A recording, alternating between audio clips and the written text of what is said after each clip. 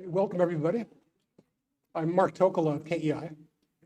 We are delighted to have with us today Michael Devine to talk about his new book, The Korean War Remembered, Contested Memories of an Unended Conflict. We have copies of the book available here for sale at a publisher's discount, or you can find the book online, either in hardback or Kindle formats. Michael Devine is adjunct professor of history at the University of Wyoming, and highly pertinent to this book, he was previously the director of the Harry S. Truman Presidential Library in Independence, Missouri. He's also been in and out of South Korea for decades. So I once saw an interview with the Italian author Umberto Eco, and the interviewer asked Eco if he could summarize the latest book. And Eco said, if I could summarize the book, I would have written a shorter book. So I'm not going to make the mistake of asking that question. But I will ask Michael to tell us about his book. Afterwards, I'll have a couple of questions of my own, and then we'll turn to the audience. So, Mr. Devine, welcome. Okay, well, thank you very much. Thanks for the kind introduction, and thank you to the Korean Economic Institute for hosting this event to help me launch my new book on the contested memories of the Korean War. I want to show some images today. Oh, not that one. Here we go.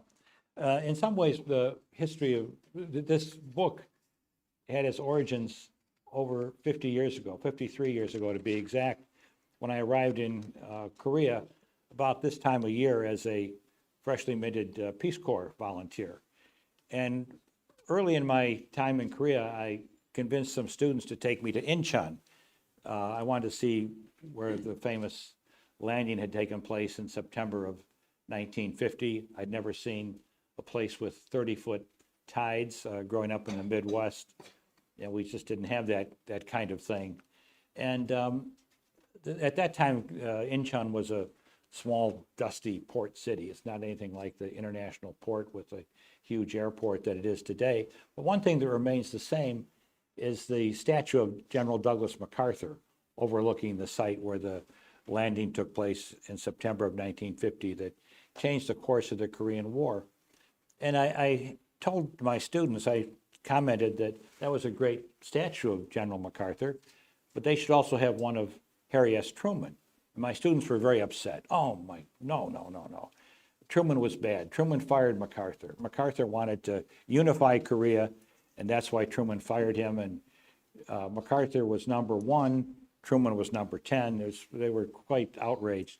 So that was my first experience in realizing that there were conflicted memories about the Korean War. And after my retirement from the Truman Library a few years ago, I began exploring the matter further, and it eventually led to this book. This statue still exists. It was built in 1957 to overlook the site of the landing, and it was constructed under the regime of Lee Sik-man, who was then the rather dictatorial president of Korea, who was a great admirer of MacArthur, as were many Koreans who believed that MacArthur saved Korea when the United States intervened and would have done more if it wasn't for this evil president, Harry Truman.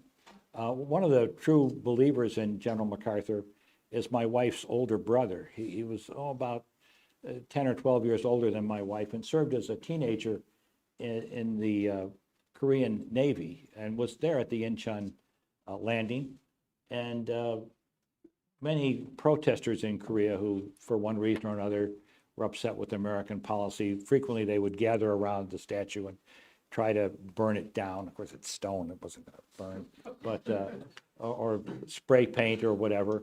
And Korean War veterans would come, Korean War veterans, and protect MacArthur's statue. And my wife's brother would go there oftentimes at night, almost to pray or to worship at this monument. And he would take with him a bottle of rice wine and a couple of cups, pour one for the general and one for himself. And sometimes he would stay there for hours, even overnight, and kind of doze off. And the next morning, the bottle of rice wine was empty, as were both cups. So apparently the general enjoyed rice wine as much as my brother-in-law did. But this kind of gives you a sense of the importance of of memory and why conflicted memories, even within Korea, um, continue to be problematic today. This book that I've completed is a book of history, but it's a history of memory. When I was an undergraduate student, I had a crusty old history professor who had grown up on a small hardscrabble farm in Indiana during the Depression, and then had served in the United States Navy as a fighter pilot and was involved in a terrible crash that left him in the hospital for a whole year. And when he taught history, the history class, the survey class, the 20th century, he never got beyond 1929. And someone in the class asked him why he didn't deal with the rest of the 20th century up to the 1960s. And he said, well, he said, it ain't history if you remember living through it. Well, he was somewhat right. I mean, there is a difference between history and memory, but they do share the same space. There is an overlapping between history and memory. While history, we try to be, at least professional historians, we try to be objective and base our stories on documentation and historical records. Memory is very subjective and personal, but you can't entirely divorce the personal and the subjective from your writing of history, no matter how objective or detached you might want to be. So as we look at how the memory has developed in a historical context, we need to keep in mind that there is this overlapping. Two themes run through my study of the memory of the Korean War. One is that the memory of the Korean War has evolved over time in the United States, in South Korea, and in China. It's remained the same in North Korea because the memory is imposed from above. This is the official memory. It was the great leadership of Kim Il-sung that drove the Americans back, and when they invaded in October of 1950. They kind of leave out their invasion of June of 1950. That was just a border skirmish, but the war really started when the Americans invaded in October with their dupes or puppet regime from the South, and the heroic, after a strategic retreat and the infusion of over 350,000 Chinese troops, which they don't mention very much. Kim Il-sung made this historic and wonderful counterattack and drove the Americans back south. So the memory there has not changed as it has in the other major participants of the Korean War, the Chinese, the South Koreans, and the Americans.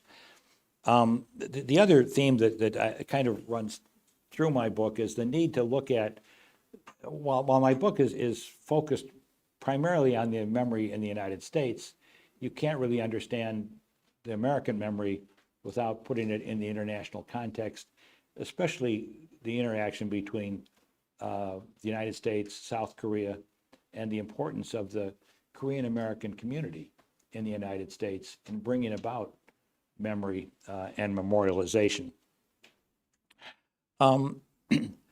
The Korean War is frequently referred to as the Forgotten War, forgotten because it was a war fought between the end of the Second World War, the greatest war in the history of the world, and the first televised war in Vietnam.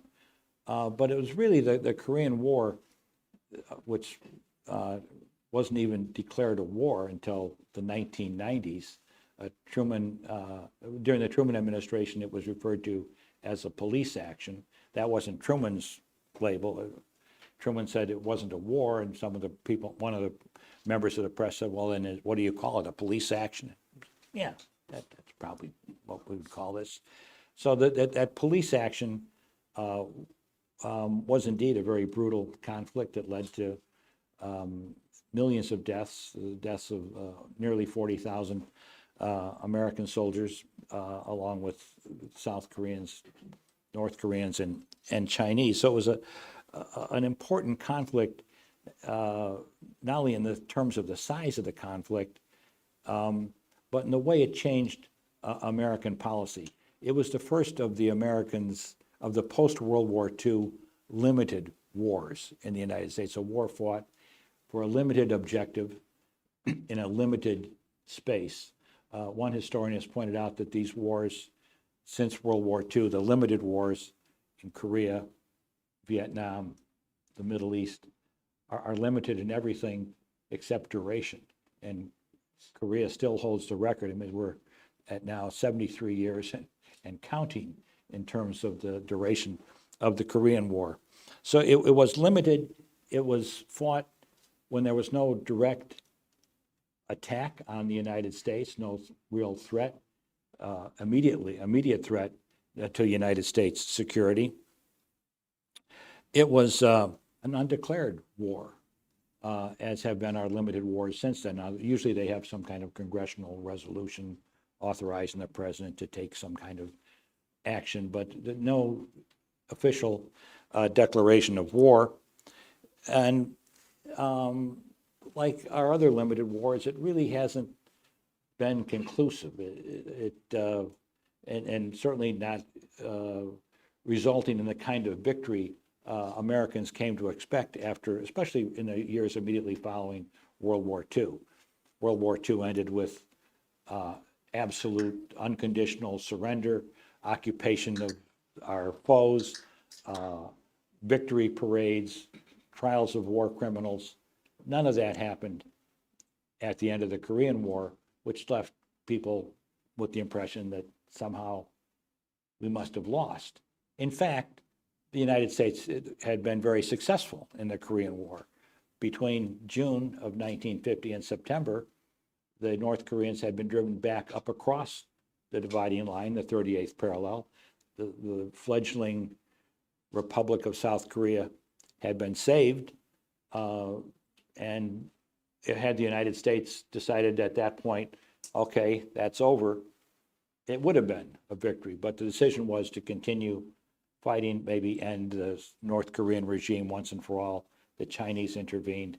That led to the stalemate, the negotiation with godless communists, what a disgrace that was in the 1950s during the MacArthur era, and what resulted in an armistice, not a peace treaty, not victory, but kind of reestablishment of the status quo. An armistice that left all sides upset and disappointed. No one had really won. The North Koreans hadn't unified the country. The South Koreans hadn't. The Chinese hadn't driven the Americans off the peninsula. The interesting thing about that armistice, which has now been in effect for 70 years, is that it's held. And it has led to 7 decades of unprecedented peace and stability in East Asia. There has never been a time when there's been nearly 3/4 of a century that neither China, Japan, or the Koreans haven't fought with each other. And in terms of economic prosperity, hundreds of millions of people throughout East Asia have prospered in Japan, Korea, China, in the years since the Korean War. Literacy rates, never existed the way they do today. So it's been a remarkable document, and sometimes one wonders if those who want to renegotiate the armistice or change things around or lead to some other settlement, maybe you should be careful what you wish for. Just let the status quo go on indefinitely. And let me just summarize what's in my book. Then I'd like to show you some images of memorialization, which is one part of the book. I began talking about the police action itself and how it ended, and the rather controversial ending. I talk about the early memories of the Korean War, which were largely negative, that we had lost. Veterans came home disappointed. They came back one at a time. There were no victory parades. Many of the returned POWs had been subjected to tortures. Some of them had made false confessions while imprisoned. There was concern that many of them had been brainwashed by some diabolical scheme that had been developed by the Russians or the Chinese and was used in these POW camps. So the early literature, journalism, congressional investigations of the war, all focused on these negative aspects. And the Korean War veterans, while many of them went on to have great careers, many served in Congress. Our first astronauts, John Glenn and others, many of them were Korean War veterans. But it just wasn't the badge of honor that serving in World War II had been. It wasn't until the 1980s that the American view of the Korean War began to change, in part because of the way Americans reacted to Vietnam. That's when memorialization began. When the Vietnam veterans, immediately after the end of the conflict in the 1970s, they began to organize, lobby for a memorial, which was then built on the National Mall. And the Korean veterans said, well, what about us? And they began to organize and lobby for their own memorial on the National Mall. And I'll say a little bit more about that later. I also look in another chapter on policy, how the Korean War and the way it came to at least the hostilities, the major military actions came to an end in 1953, how that affected American policy, especially the policies in Vietnam and our other limited wars. I look at the memorialization process in the United States and then compare that with the memorialization of our friends, our allies, the South Koreans, European countries, but also North Koreans and the Chinese. Towards the end of the book, I speculate on efforts that are ongoing now, particularly in South Korea, truth commissions looking at reconciliation and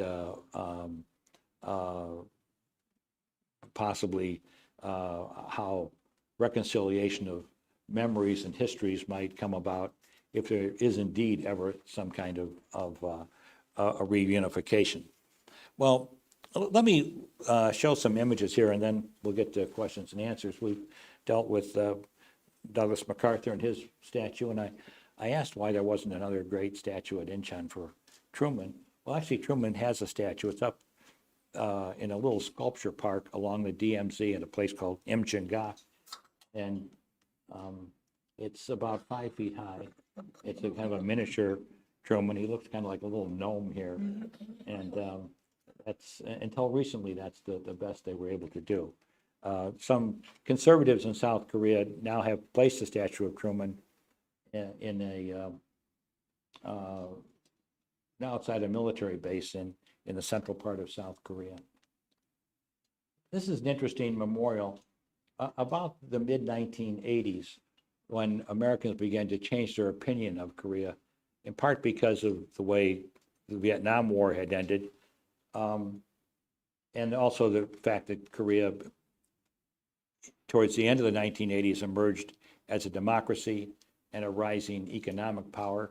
Probably the most influential single event that took place in the 1980s was the Seoul Olympics in 1988, which was a spectacular Olympics. It had more participation than any previous Olympics ever. And yeah, put that in context too. In 1980, we boycotted, the Americans and other countries boycotted the Olympics in the Soviet Union. The Soviet Union and its communist allies boycotted the '84 Olympics in LA. And now, oh my God, the Olympics are going to be held in Seoul, Korea, 30 miles from the DMZ. This is going to be a disaster. But it turned out to be a real showcase for the development of South Korea. And this monument in Hawaii was going to be a monument to the Vietnam veterans.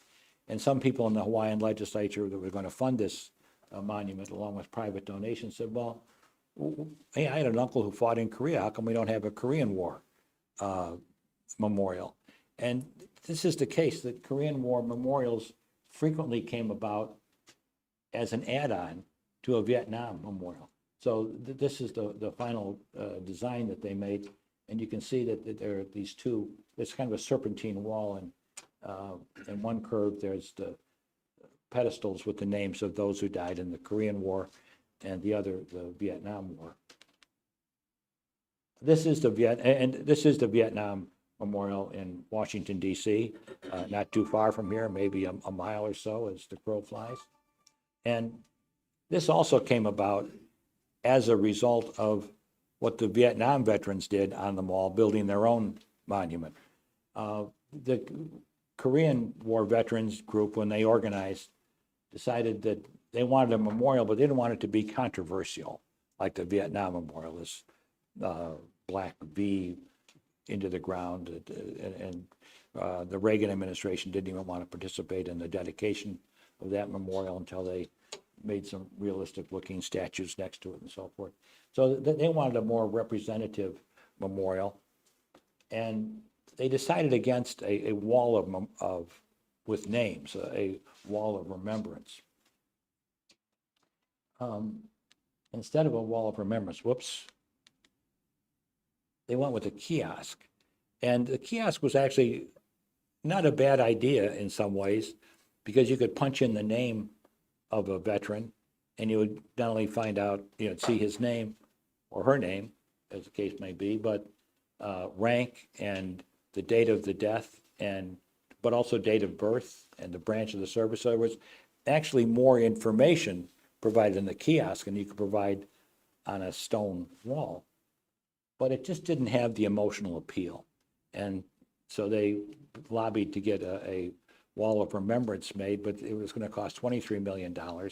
After 5 years, they'd raised $3 million.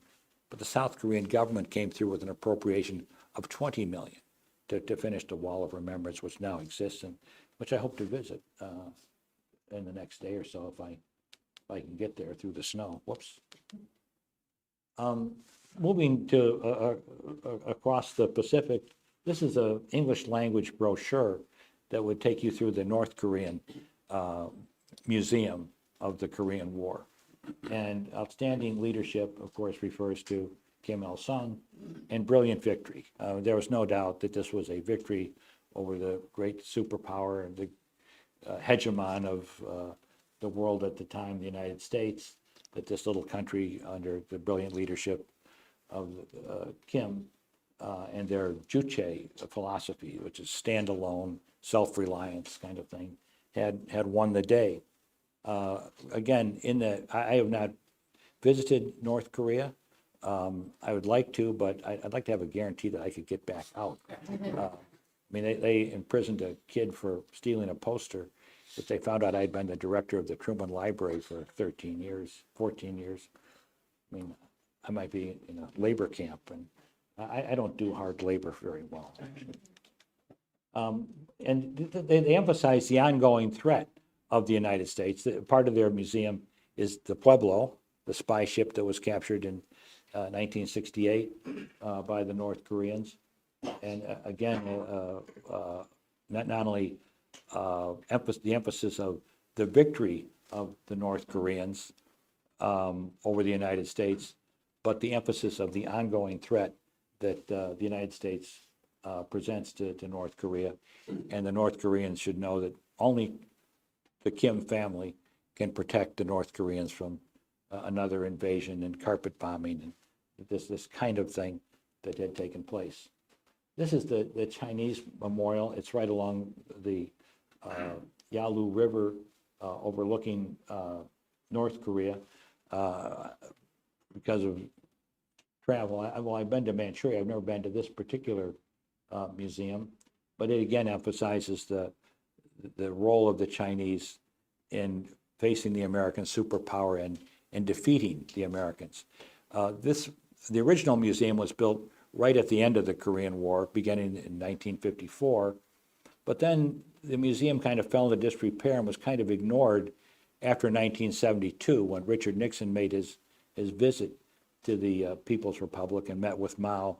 They kind of downplayed conflict with the United States. In the last couple of years under Xi Jinping, the museum has undergone, as I understand it in pictures I've seen, a major overhaul, and now it emphasizes once again the end of the century of disgrace and humiliation that the Chinese endured at the hands of the Western imperialists, and how in many ways the Korean War changed the course of Chinese history and led to it becoming a major international power. Okay, now we're moving to South Korea. This is a statue that exists outside the South Korean memorial, which is based on outside of an American military base that was used for many years in Yangsan in South Korea. The museums and the literature in both the North and the South continue the struggle for legitimacy. You know, who is the real legitimate South Korean government? They both claim that they're the real Koreans. The North Koreans take the approach, we're the great power on this little peninsula. We're the legitimate government. We follow the great leader Kim Il-sung's policy of juche, self-reliance. We stood up to the Americans all by ourselves. We didn't need any help from the Chinese and the Russians. They weren't involved in this thing. It was us, and it was the great leader Kim Il-sung. Yeah, we got a little help, but that wasn't that important. The South Koreans take a different view of this, and this museum in South Korea was built constructed in the 1990s, when it looked as though this North Korean regime might collapse. Kim Il-sung died. His young son, who was an untested leader, had taken over. They had severe famine. They'd had some flooding, and it looked like, with the uncertainties in North Korea, maybe the regime would collapse and there would be unification. So this statue outside the museum, built in the 1990s, shows this larger, well-armed South Korean soldier hugging his long-lost brother from North Korea, who's much smaller and is not as well-armed as the bigger, older brother who's embracing him. So the theme of the museum was, and still is, one of not so much war, but reunification, and how the South Koreans managed to survive an invasion by the Chinese, who took advantage of their brothers in North Korea. And this was just one more example of the 4,000-year history of Korea fighting off foreign invaders from China, Mongolia, Japan, and so forth. So it doesn't really blame the North Koreans for much.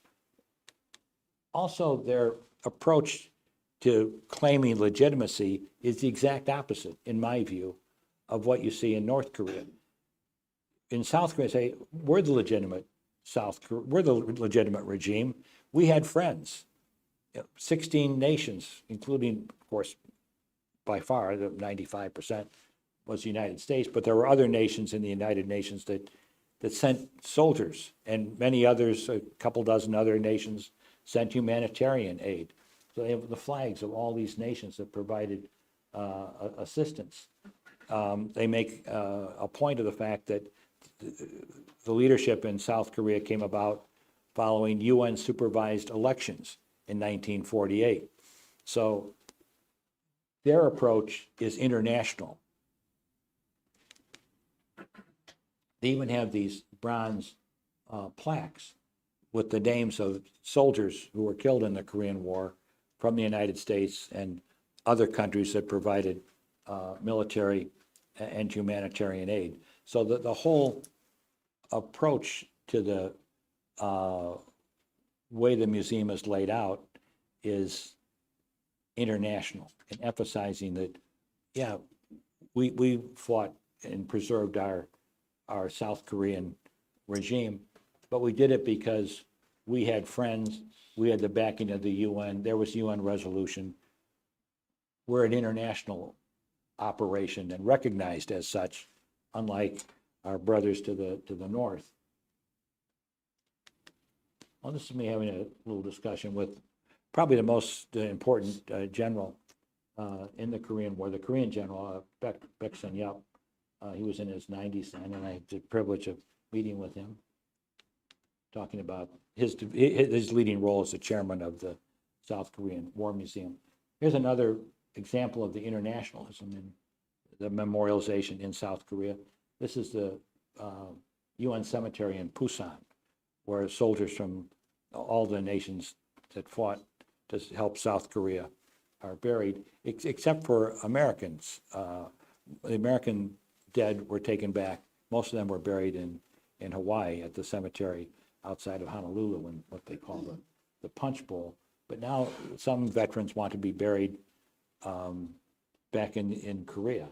And there are now, what, 30? In the 30s, yes. In the 30s of American soldiers who are buried there, and this has happened. It's a very recent development. There are still incidents of anti-Americanism. This is a photo I took in 1918 with Donald Trump wearing a Nazi outfit, but it was a lone protester. It wasn't like huge rallies that took place back in the period of the dictatorships in the 50s and 60s and even 70s when I was a Peace Corps volunteer. But there are still things that upset the South Koreans, but I think the vast majority do appreciate the American role and do appreciate America's continued support. When I was on my first Fulbright to Korea in the 1990s, I would have students who would be out protesting American policy in the morning, and then in the afternoon and evening studying for their TOEFL exam so they could get a master's degree in business administration from Harvard. So, and this final slide, again showing, whoops, just lost these guys, the continuing support, which in my view, from my time in Korea and working with the Korean American community in this country, is overwhelmingly in support of what the United States has done. The Koreans spent, and again, this emphasizes the international approach that the South Koreans have taken towards memorialization and remembrance, providing trips back to Korea for American veterans. Once they arrive in Korea, they get 5 days of free meals, tours. These are some young South Korean officers at the Korean Military Academy, helping an aging Korean War veteran visit the campus. And it's not only Americans, but other nations, British, French, Turks, Ethiopians who fought in the Korean War, that they received the same treatment. So I guess my conclusion is, as I said earlier, the war continues. It is not over. We now, as the United States, at least recognize it as a war.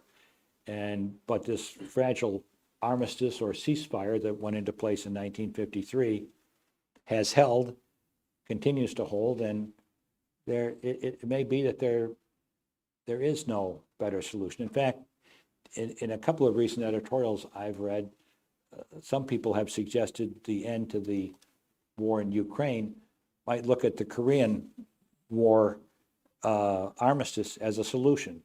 You stop fighting, you have some kind of demilitarized zone.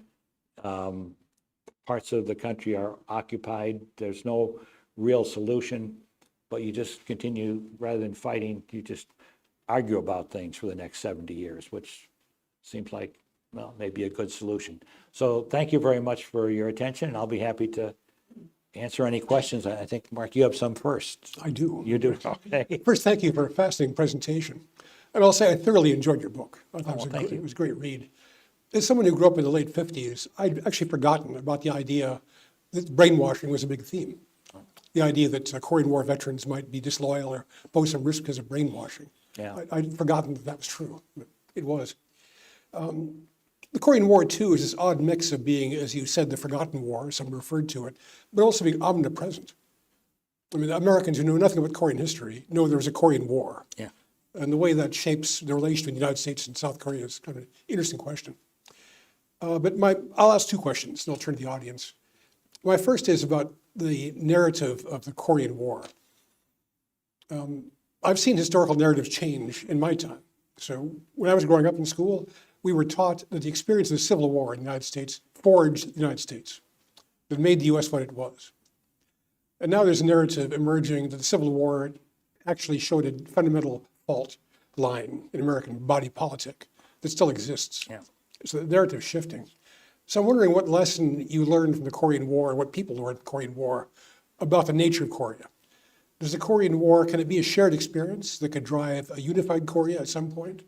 Is it a forger of the nation? Or is it a fundamental divide between North and South that will never be fixed? Yeah, that's a tough one. There's no place on earth that's been as divided as North and South Korea. We were talking earlier about the comparison with Germany, how it was divided east and west after the Second World War. But the Germans were at least able to telephone their relatives back and forth, send Christmas cards. East Germans could actually visit the West for a wedding or a funeral and then return. Now, they were always carefully watched and monitored when they did that kind of thing.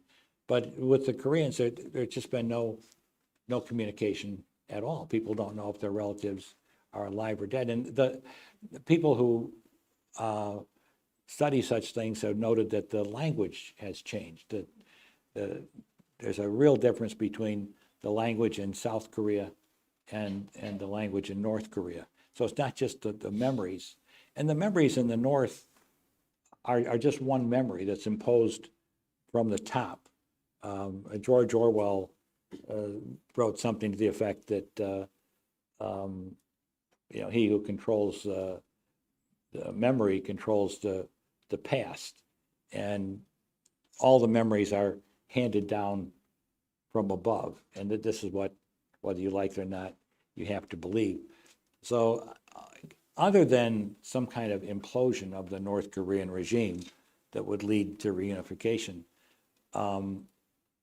I just don't see any kind of unification. In fact, it seems to me, and again, this is not original with me, but if there were some kind of implosion of the North Korean regime, the current DMZ would be the border of China. That North Korea would become more or less a tributary state of the Chinese, which historically it was for many centuries. Always the Chinese looked upon the whole Korean Peninsula as their little brothers. And I think certainly the current regime in China would want to see a buffer between South Korea and the American military presence there and their own border, the Yalu River.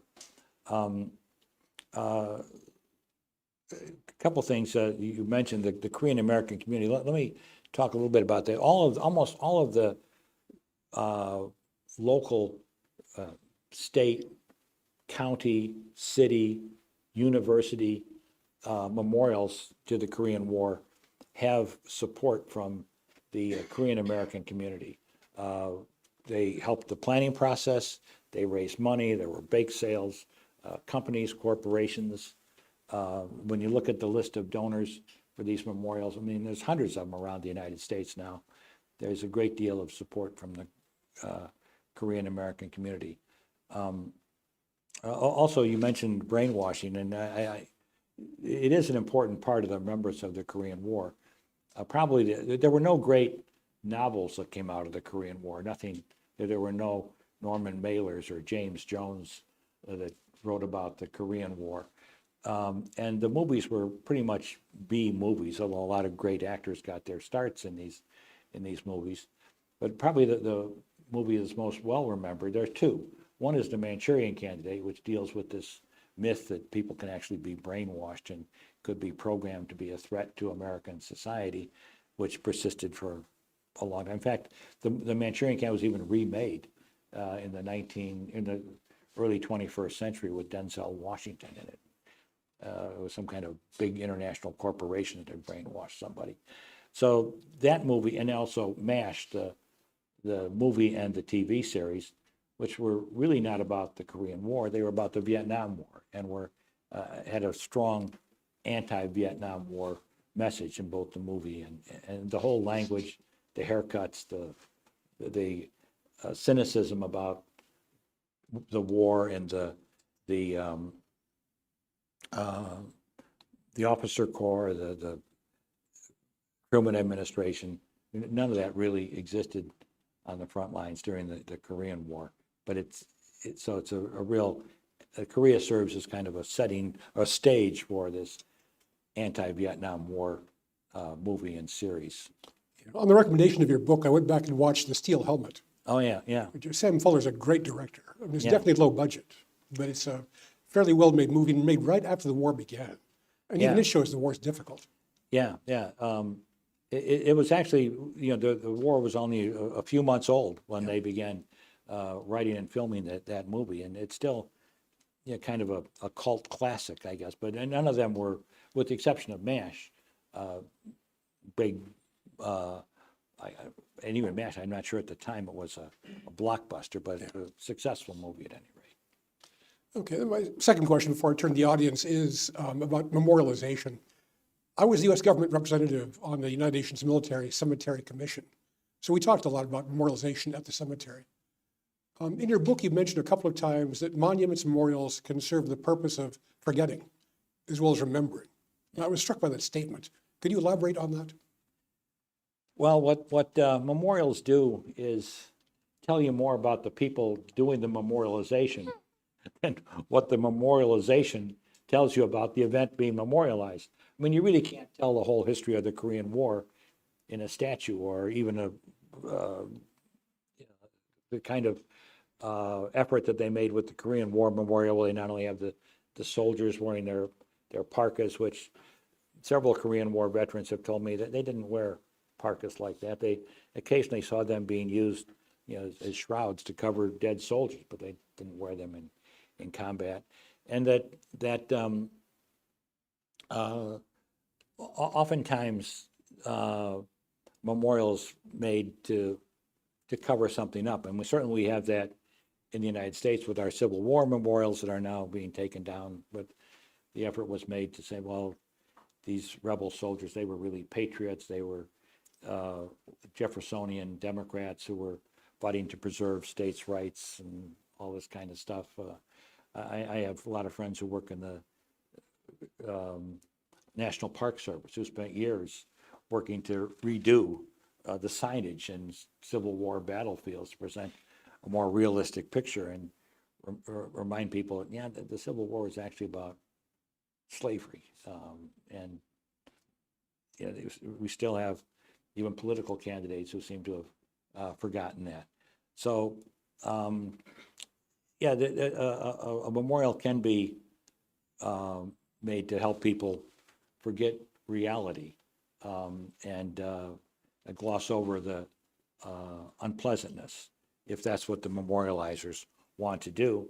And again, in terms of telling the truth about a particular event, there's only so much a memorial can do. It can have a plaque there, but you really can't have a book on display or a major documentary film that lasts for hours. I mean, the memorial itself, it provides a place of comfort, reflection, place where people can, survivors and their families can gather and have an emotional experience rather than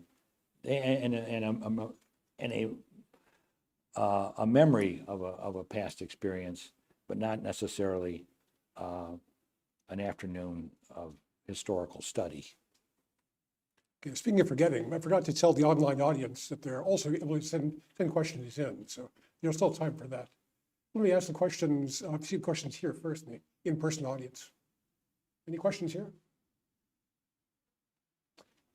Yes. So you did speak briefly about how the Korean War and division has been essentially used as some sort of reference for the Russia and Ukraine war as well. And I've done a little bit of study on that when I worked for the Humanitarian Dialogue Center, and we did a study similarly. And I wanted to know what your opinion was on the validity of that and how much can actually be used between the two examples. Okay, I didn't hear the first part of the question. I'm sorry. Basically, with your understanding of the discourse on the Korean War and the division and how that is being implemented in some ways to look at the Russia-Ukraine war as well, how you see the validity and how much can be really used between the two.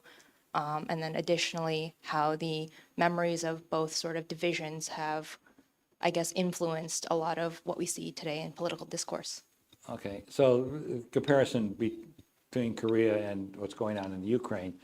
My understanding of the situation in the Ukraine is that the Russians believe that Ukraine is not a separate country. It's part of Russia. And with the breakup of the Soviet Union, this was a false division to take this vital part of Mother Russia away from Mother Russia and leave it out where it's exposed to Western culture and influences and so forth.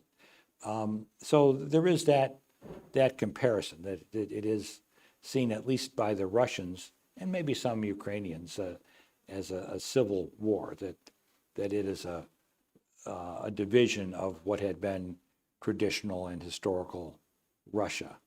In Korea, the unification of the peninsula was much more solid. I mean, Korea had what exists on the Korean Peninsula, north and south, existed since the 12th, 13th century when Korea was unified under the Yi dynasty, and it's remained that way until the Korean War. So there wasn't the periodic divisions that went on between the Ukraine and Russia. And if I did mention that I've seen in several instances, several editorials, that maybe we should look at the Korean Armistice Agreement as a way to settle the situation in the Ukraine. You know, to say, well, okay, let's just decide on a demilitarized zone, temporary border. We'll have negotiations on reunification, and if they take decades or centuries, it's better to just argue about the thing than actually be destroying each other and continuing to fight. So I think there is that comparison. Yes.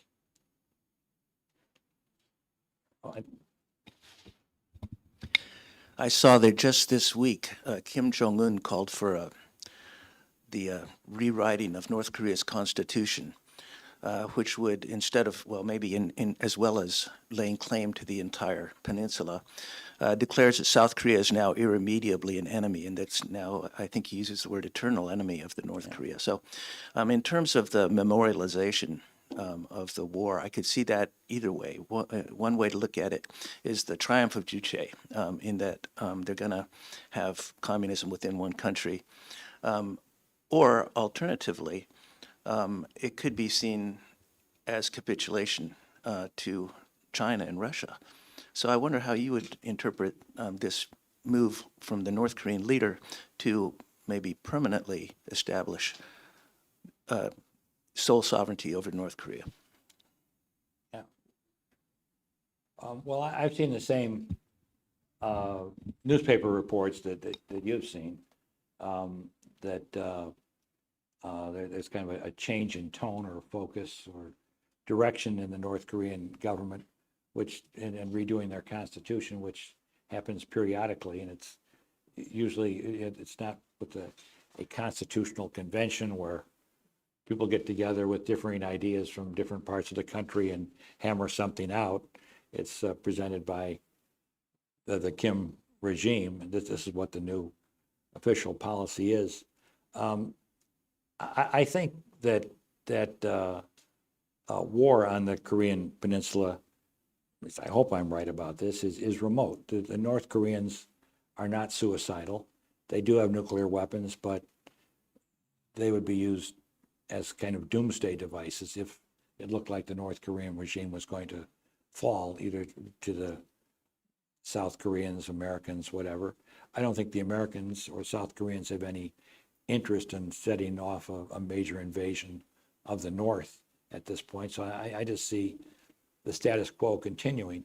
And my recent experiences in Korea and talking to young people, and at my age, everybody's a young person, or younger than me, they have no interest in North Korea. If they're going to study abroad, they're going to China or the United States or Australia or Europe. There's no trade going back and forth. There's no communication. People under the age of 50 don't really know about any relatives they might have. Maybe they have ancestors in North Korea. When you go to the DMZ, which is one of the strangest places on earth, it's heavily armed. You see the guard towers and the soldiers, the machine guns and artillery and tanks all over the place. They're kind of camouflaged and kind of discreetly placed. But they have these altars there at the right just a few feet from the barbed wire that says, "Don't go any further. It's landmine territory." But then these people from South Korea will come and bring bottles of rice wine and fruit and bags of rice as offerings to their ancestors in North Korea. But it's usually very elderly people who remember parents, brothers, sisters, cousins in North Korea. People who bring their children, especially young children, that they have rides and attractions for them. I mean, there's like a carnival at Imjingak. They have a miniature train. They have like little rides. You can go to the visitor center and get all kinds of food and snacks. You can buy Popeye's chicken within 50 yards of the demilitarized zone. I mean, it's just really bizarre in some ways. But you also see these scowling North Korean guards looking back and forth at with the American guards. It's if there ever is a reconciliation, reconciling memory and history is going to be tough, as well as just interpersonal relationships. It's people who really don't know each other anymore. I've had some very limited experience with North Korean refugees when we were in Korea on my Fulbright. My wife, who is a Korean War survivor, taught English at Sogan, which is her alma mater, and they had some North Korean refugees who were taking her class, and they just really didn't interact well. I mean, they were like any other foreign student. I mean, I shouldn't say they didn't interact well. I mean, they were treated nicely and all that, but they were no closer to the native South Koreans than German or American or any other foreign student who was there. They were looked upon as from a much different country. And in my impression of what was going on there, they are really different people. They are a different culture altogether. Let me follow up on the idea about reconciliation and memory. I mean, I've wondered what it would be like to try to have a rapprochement with North Korea if, as you say in your book, every North Korean youth is taught, even today, in elementary school, to hate America. Yeah. So it seems like that would make reconciliation difficult. But I have colleagues who say not a problem, that the Kim regime's control of narrative is so strong that if they started saying today, actually America's our friend, people just follow in line. It wouldn't really matter. Yeah, that's something that I observed when Donald Trump made his trips to visit with Kim Jong-un. That suddenly he was no longer the dotard. The dotard. He was a great international leader, and there was going to be peace and reconciliation, and of course there were no protests of hundreds of thousands of North Koreans out on the streets saying, no, that's wrong. He's a dotard, and there shouldn't be any discussions with the American imperialists. Well, this is horrible. I mean, there was none of that. Okay, that's the new line now that we're getting along with the Americans. And then, 16, 18 months later, after their last meeting, things fell apart. Okay, now we're back to the old way. So yeah, there is that the people of North Korea perhaps are so used to being told what to believe that they can be told one thing at one point and something entirely different the next day, and that's the way it is. So it'd be interesting to see. But as I said earlier, my impression, not having been to North Korea, but having met with some North Korean people who were in the South trying to adjust themselves to South Korean society, that they were foreigners coming to South Korea. I mean, their Korean language was better than almost all the new American students, but it was different. And their whole approach to things and the way the South Koreans treated them was as they came from a foreign country. Yes. Thank you for a good presentation, sir. I'm Terry Kim from CSIS Korean Chair. Recently, North Korea seems to give up improving the relationship with the United States. And I'm not sure, but I think they are just waiting for the next president who they want in this country. So as an expert, what is your opinion? So is the question that they're waiting for a new president, Donald Trump? It seems to, yeah, because he's the only one who has the bilateral meeting with the North Korea. Yeah, it seems to me that the current administration, the Biden administration, has really put North Korean relations on the back burner. I mean, they have, in terms of foreign policy, they got issues with China. There's the Ukrainian situation, the situation in the Middle East. I mean, there's a lot more pressing issues than dealing with the North Korean regime, which, okay, it's got some nukes and it fires off rockets from time to time, but they're not aimed at ships or American bases or anything. And really, it seems to me that the North Koreans firing of rockets and missiles into the East Sea is kind of like saying, hey, we're here, don't forget about us completely, We realize there's a lot of other stuff going on.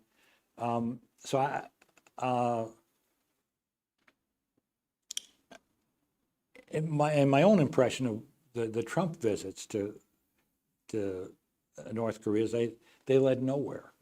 And they were great photo ops for both Donald Trump, and for a while there was all this talk, oh my God, he's going to get the Nobel Peace Prize and there's going to be reconciliation with North Korea.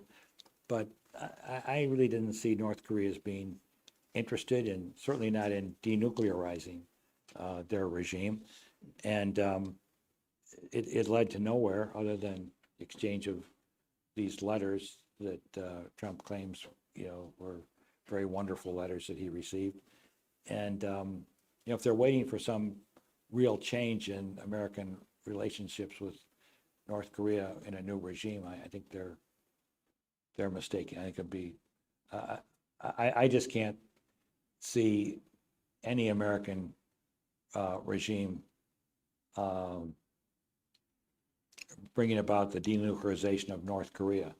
I think there could be maybe some kind of limited negotiations to say, okay, we'll lift certain sanctions, you stop firing rockets into the East Sea, and freeze your missile development. Some limited steps like that would be helpful, but even that seems pretty problematic at this point. Yeah, I'm afraid our hour has come to a close. So thank you, Michael, for a fascinating presentation.